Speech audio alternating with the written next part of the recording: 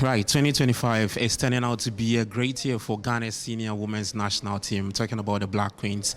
After finishing third at the 2024 WAFCON that was played in 2025, they have qualified for the 2026 WAFCON again, this time in Morocco. And it will be the 14th time the Black Queens will be competing at the Total CAF Women's African Cup of Nations. And this time the man to lead the team, or the brains behind the team's qualification to next year's WAFCON, is Swedish tactician Lars Björkegren. Coach, it's good to have you. Just on a lighter note though, just a quick education on how your name is being pronounced, because I hear some people say Lars Björkegren, I hear some people say Lars Björkegren.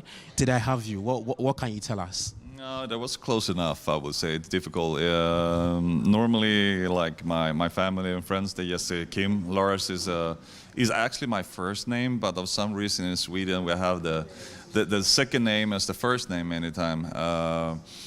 And it's Björkegren. But normally I say, like, when I'm broad, like Björkegren, because we use a O with two dots over, and that you say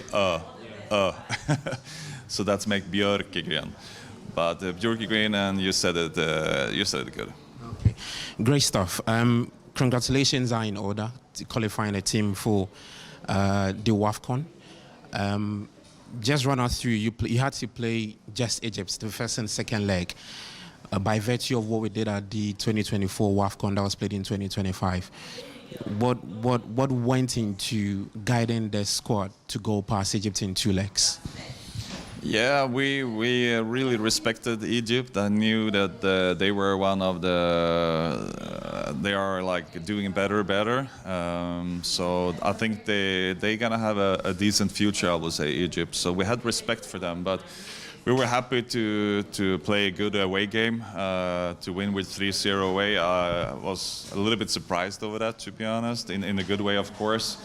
So we were more relaxed now in the second game, good and bad. The first half we can play better than we did, but to the second half we played really good. Scored 4 goals, won in total with 7-0. I mean, that's a really great result in important game like that, and it was the biggest difference between two teams in the qualification. I think the second biggest was with 3 goals difference or something like that, and we won with 7. So it shows that we can score goal, but we also have a good defense with clean sheets.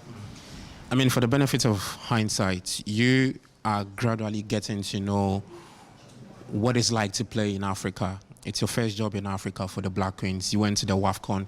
You faced some very top teams, friendlies, and also disqualifiers. If you want to sum it up, what are you saying with the African competition in women's football? What can you say? I mean, the highest level is world class. Maybe sometimes in a little bit tactical aspect and those kind of things, sometimes it can be a little bit lower than world class, but it's very competitive. There are, if we're looking at the WAFCON, the level is very high, and you have many of the best players in the world there.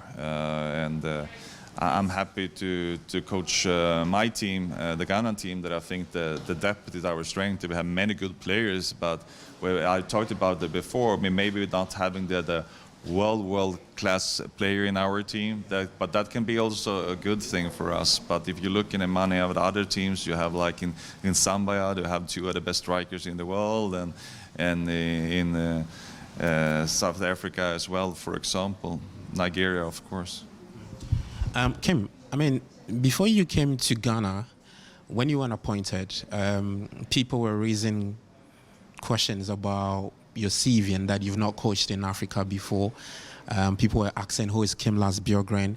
Can he do the job after what Nora Hutler had done? What you've done with the Queens, is that a perfect answer to your critics? It's up to you to say, and each person.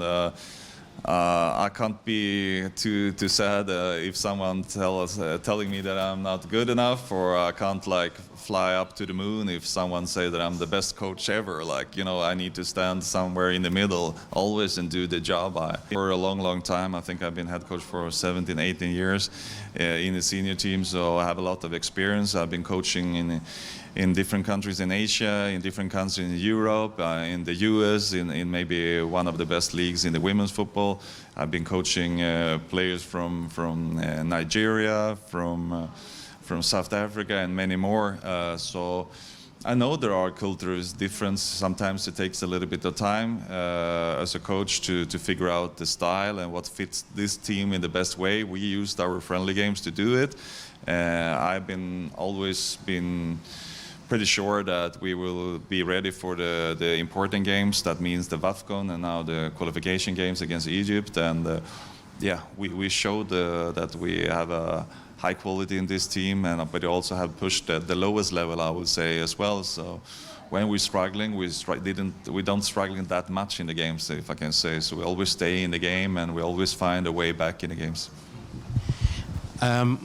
Would you, if I present you two opportunities, I mean, looking at what you've done in Europe and also in Africa, if you are to see yourself doing this job for a longer period, would you say you would like to continue on the African terrain?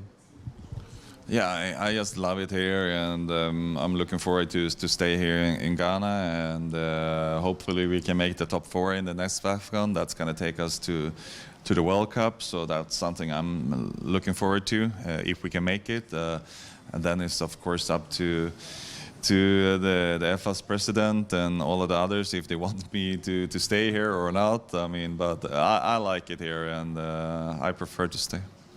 Great stuff. Looking at what you did in Morocco, took the team to 3rd place.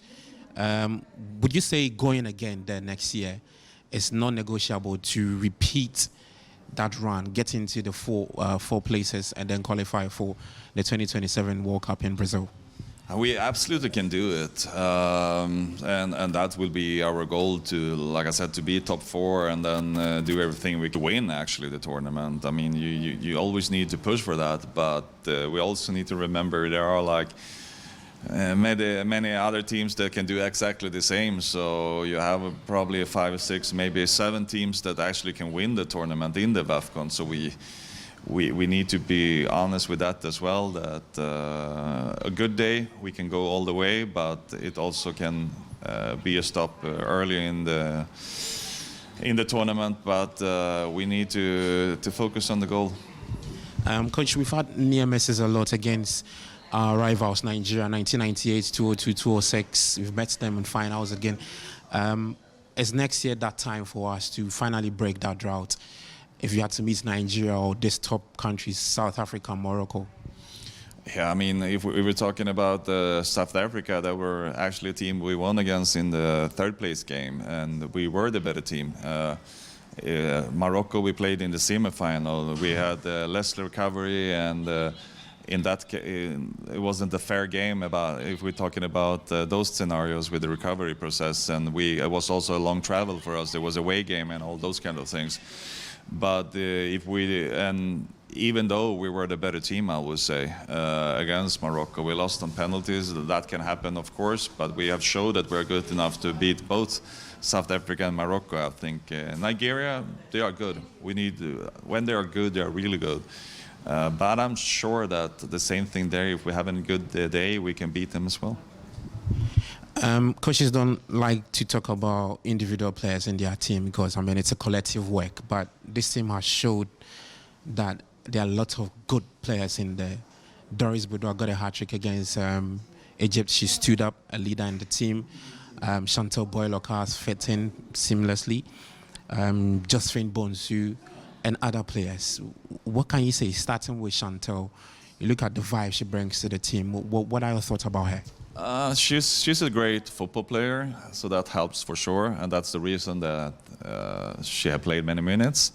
But I think her leadership and the way she plays the game, it helps us even more. She's a natural leader on the pitch, I would say, and she have this a fighting spirit. You can see that she has been in England. She adds something to the group that really helps us. Are you hoping that a lot of our players can be playing at that top level? Like if you want to look at what the Super Falcons have got, they've got a lot of their players playing at that top level. Do you think that with time we can get to that stage? I think we already can have many players that actually can move to stronger leagues. That's something I'm pushing for. I know it's not so easy, but we can see now that we have two young players with Nancy and Comfort that actually moved to the Spanish league. I think that's a great step for them, for example. But you spoke about Doris, for example. I think she have a potential to play in the top 5 league. But many more, of course. I mean, I would love to see more Ghanaian players in the stronger leagues. I know that they're doing a good job here as well in the local teams. But if they are moving, I prefer them to move sometimes to stronger leagues. Yeah. Coach, speaking of stronger leagues, there is one country that has a stronger league in England.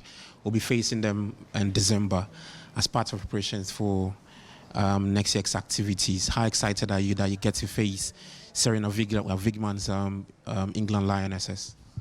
It's going to be an extremely tough game. Where England is maybe the toughest team you can play against in the whole world. I mean, they are together with France and Spain and maybe the US, like the top 4 in the world right now. I mean, the most difficult ones. In England, they also have the mentality that we spoke about a little bit with Chantel. They have this fighting spirit. They don't stop. Even if they score 2-3 goals, they will keep going. I mean, so we need to be there to learn, but also in the same time, when we are learning, we need to face the opponent and try to match them, even if it's going to be difficult, of course. Coach, before the 2 wins against Egypt, I mean, after the first leg, we had some bit of a distraction of the pitch issues that had to do with unpaid bonuses. I know you coaches don't like to talk about this, but you were closer to the girls. Did that do any? Was it a great disservice for the girls in terms of distraction and stuff? I mean, everybody that have been in the sports understand to be without trainings or meeting or everything for 2-3 days is not helpful, especially if you're going to play an important game against Egypt. And I think we saw it a little bit in the first half that we were a little bit slow. We stepped up in the second and played extremely good, I would say. But it is what it is. It's a question that is not about me. It's a question that is not for me. So let's leave it there for now. Let's talk about the local talent in the Malta Guinness Women's Premier League. Immense talent in that space. What are your thoughts about them, and would we see you at the venues before you depart to your home country? Yeah, absolutely. I'm going to stay for a little bit longer than the others. So I will stay and watch at least 2 games Friday, probably 1 league game Saturday, and maybe 1 on Sunday as well. So I'm going to watch as many games as possible this weekend.